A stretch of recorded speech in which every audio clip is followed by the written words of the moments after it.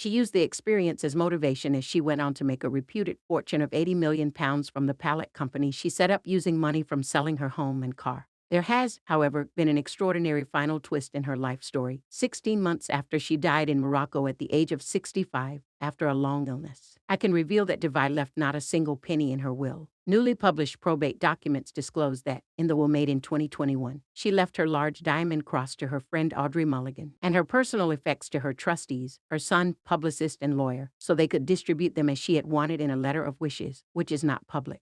Born in Bolton, Greater Manchester, Devey, a one-time chain smoker, had a stroke in 2009 that left her with a paralyzed arm. She gave generously to charity, especially to the Stroke Association, of which she became patron, and she was vice president of Carers Trust. She sold her business, Paul to focus on her charity work in 2019. Devey once said, "I didn't want my son to go without, so I pushed myself hard to build a life for us. Fortunately, I was always good with numbers and I loved the cut and thrust of business." She paid a high price for her success, however. In 2011, she said that she feared her career had been the catalyst for her son to become addicted to heroin, which he gave up in 2006. "My son, Mevlut, has always said that there was nothing that I could have done to have stopped him getting in with the wrong crowd and becoming an addict. But it still troubles me." Devey was married 3 times, firstly to Malcolm Sharples, then Ed Devey, and finally Philip Child.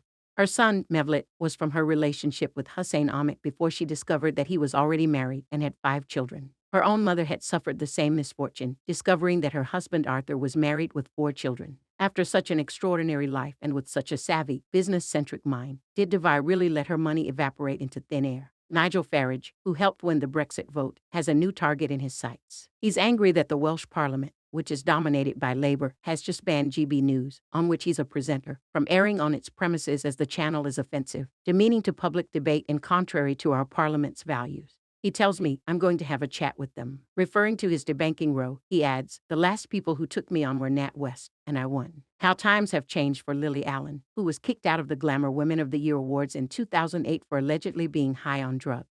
Now sober, the pop singer turned actress, 38, won the Theater Actor Gong this year for her roles in 222 A Ghost Story and The Pillowman. "Back then, I still had anxiety and feelings of inadequacy at events like this, and I dealt with those in unhealthy ways." Lily, who is married to Stranger Things actor David Harbour, 48, tells me, "I'm so glad those days are behind me." Boris Johnson became a godfather this week to a 45-year-old. His godchild is Sergei Tikhanovsky, the jailed husband of Belarus's leader in exile Sviatlana Tsikhanouskaya, who fled Europe's last dictatorship after standing against its leader, Alexander Lukashenko, in 2020. "Boris Johnson has become godfather to my husband," Sviatlana tells me at the launch party for Lord Ashcroft's book, All to Play For, The Advance of Rishi Sunak, at the Banqueting House in London.